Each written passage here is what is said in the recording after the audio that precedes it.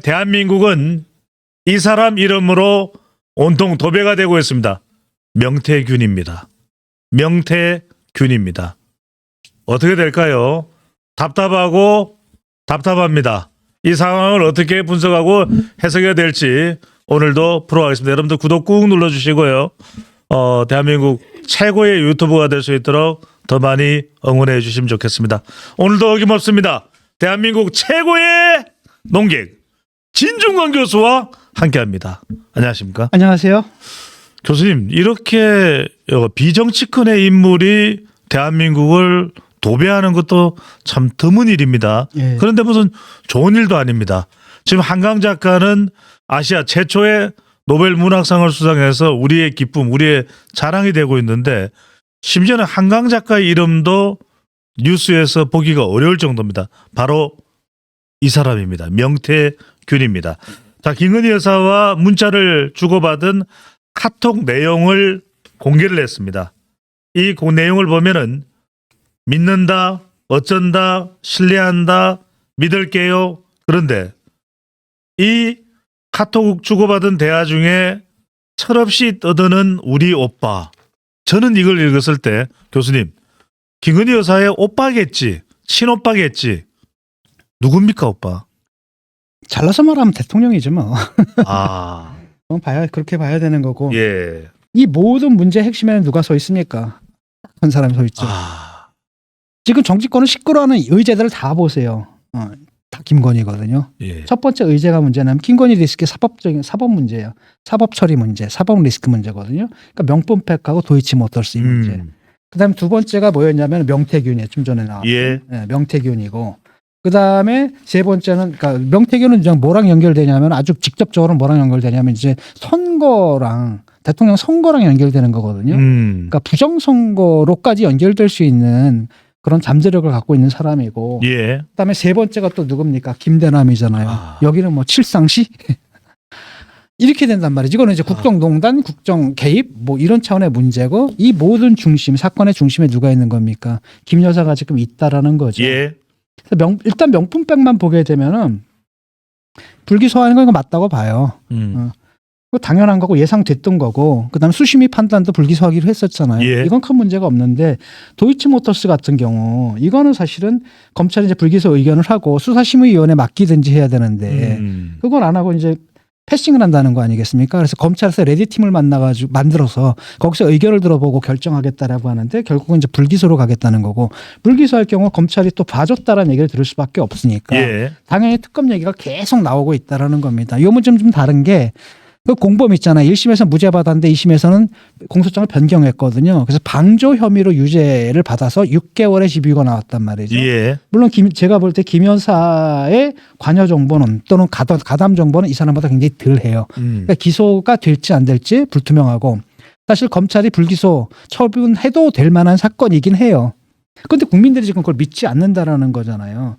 그러니까 그다음에 또 그 비슷한 혐의로 방조 혐의로 한 사람이 유죄가 인정됐다라고 한다면은 예. 어차피 이건 정치적 영역으로 들어갔기 때문에 논리적으로 기소하는 게 맞거든요. 기소한다 하더라도 법원에서 안 받아들일 수가 있는 거잖아요. 그래서 법정에서 해결하는 게 가장 깔끔합니다. 이건. 그런데 이걸 안 하게 되면 그다음 계속 뭐가 돼요? 특검하자라는 거죠. 그래서 제가 계속 얘기했잖아요. 만약에 집권 초기에 이걸 갖다 특검을 그냥 하라고 했으면은 뭐가 됐을까? 클리어 돼가 지금 까맣게 잊힌 사건이지 않습니까? 끝날 일이네요. 이게 지금 2년 반 왔거든. 예. 그럼 여기서 끝나느냐? 이번에 또 특검 뭡니까? 대통령 거부권 행사하면 끝나느냐? 안 끝나거든. 이거 5년을 가요 그냥. 이렇게 된다라는 겁니다. 그다음 또 하면 그다음에 이제 나오는 게 이제 사과 얘기인데 이미 이제 사과 얘기는 물 건너간 겁니다. 명품백이 나왔을 때 3일 만에 딱 그때 사과를 바로 했으면은 3일 만에 끝날 이슈야. 이것도 끌고 끌어가 지금까지 온 거라는 말이죠. 그런데 이제는 사과를 해도 타임이 늦었어요. 예. 왜냐하면 확실하게 이게 사법적인 그러니까 내가 기꺼이 사법부의 판단을 받아보겠다. 라는 선언을 하고 검찰에게 기소를 하게 만든다라든지 아니면 그래 털어봐라 하고 특검을 수용한다든지 이런 조치 위에서 사과를 해야지 이것 없이 하게 되면 결국 뭐 사과로 퉁치자는 얘기냐 이런 얘기밖에 못 듣게 되는 상황까지 온 겁니다. 예. 그러니까 애초에 호미로 막을 수 있는 일을 아. 갖다가 가래도 안 맞고 지금 포크레인으로도 안 되는 거 포크레인으로도 안 아닙니까? 되는 상황이 아. 와버렸다라는 겁니다. 근데 문제는 뭐냐면 이렇게까지 몰아간 사람들이 여사주에 있다는 거예요. 그 대표적인 사람이 이번에 또 나왔죠. 권성동. 그냥 가자는 거거든. 이런 거죠. 예. 그다음 이제 두 번째가 이제 명태균이잖아요. 예. 이번에 문자를 딱 보니까 되게 재밌더라고요. 이건 무슨 의미인가요?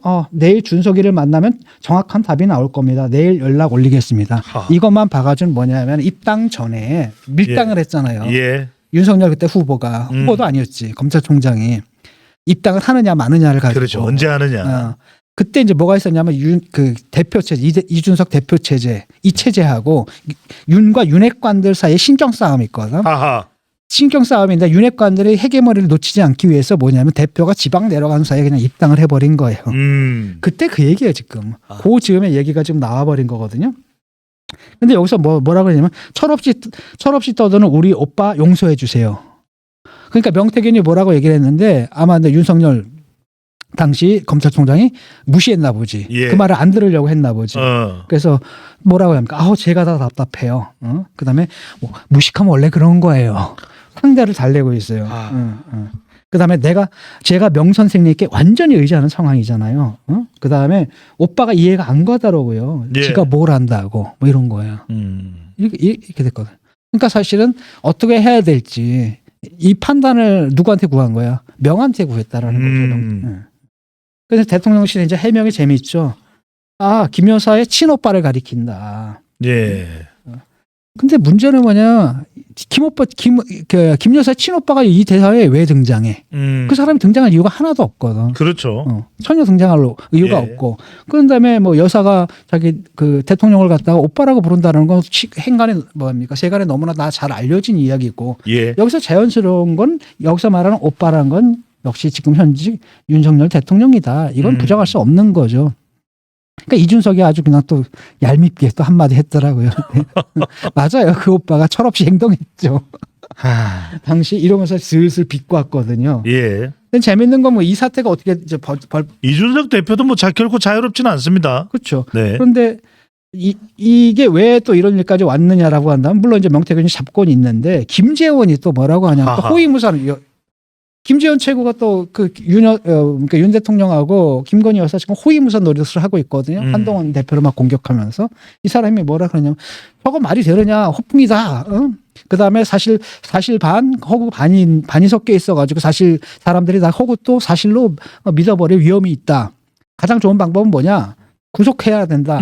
구속하게 되면 철청으로 보내야 한다. 요즘 검사들은 뭐 하고 있는지 몰라. 예. 이런 얘기 했거든. 그러니까 명태균이 이 말을 딱 듣고 발끈해가지고 뭐라고 쓰냐. 이거는 김재원 씨의 강력한 요청으로 알려드립니다. 재원아 너의 새치 혀 때문에 보수가 또 망하는구나. 예. 이렇게 됐거든요. 그러니까 김재원이 공격을 하니까 명태균이 공격하니까 명태균이 받아친다고 또 까버리는 예. 돼버린 거거든요. 하하. 그러니까 김재원 최고가 뭘 알아야 되느냐면은 그걸 알아야 되는 거예요. 이 명태균이 뭘 쥐고 있는지 자기가 알아 몰라. 모르는 상태에서 방어가 돼 안 돼? 안 되죠. 안 되거든요. 그러든 가만히 있는 게 가만히 있는 게 최선의 수단이에요. 예. 봐야지 걔가 뭐 어떻게 하는지 본 다음에 대응을 해야 되는데 까놓고서 다 허풍이야. 다 뻥이야. 그 중에 사실 요만큼 있고 나머지 다 부풀려진 거야. 자신감 까봐. 근데 뭐냐? 안 까겠다라는 그냥 구속시켜. 뭐 이게 강공으로 나가버린 거고. 예. 그랬더니 얘가 딱 듣고 그래 하나 또 갔는데 이게 또 뭐 그냥 전체 지금 뭐 또 도배가 됐어요. 도배가 돼버렸단 말이죠. 예. 이런 지금 뭐 오빠가 유행어가 돼버렸고 예. 오빠가 아빠냐 뭐 이런 이야기가 나오는데. 그렇죠. 그래서 명태균은 사실 둘을 공격하는데 하나는 이제 여사를 공격하는 건 이런 부분이고 예. 또 하나가 뭐냐면 이건 자기가 공격하려고 한 게 아니라 뭐에 걸려 있느냐면 지금 여론 조작에 걸려 있는 거거든요. 그러니까요. 요 부분요. 여론조사를 갖고 마사지를 한 거예요. 예. 내가 보니까 조작이라고 하긴 좀 힘들고 마사지를 했거든. 쉽게 말하면은 그 여론조사 결과를 받아보는 윤석열 대통령에게 마음에 들게끔 수치를 조금 손본 겁니다. 예. 원래는 이제 여론조사를 하게 되면은 인구 비대로 대답하지 않거든요. 노인층들은 많이 대답하고 젊은 층들은 오면은 받지도 않고. 그렇습니다. 나도 여론조사 전화가 오면 안 받아버리거든요. 예. 아니면 그냥 딱 듣고 그냥 바로 끊어버리거나 이러니까 나중에 조정을 하는 거예요. 대한민국 인구 구성비에 맞춰서 예컨대 노인들은 과다 표집되고 예. 젊은이들은 과소 표집되고 가중치를 적용하죠. 이제 가중치를 적용해가지고 하는 거. 그건 모든 여론조사가 하는 겁니다. 예. 거기까지만 했으면 문제가 없는데 거기다 두 번째 걸 한 거예요. 근데 인구 비대로 또 투표율이 나오는 건 아니거든.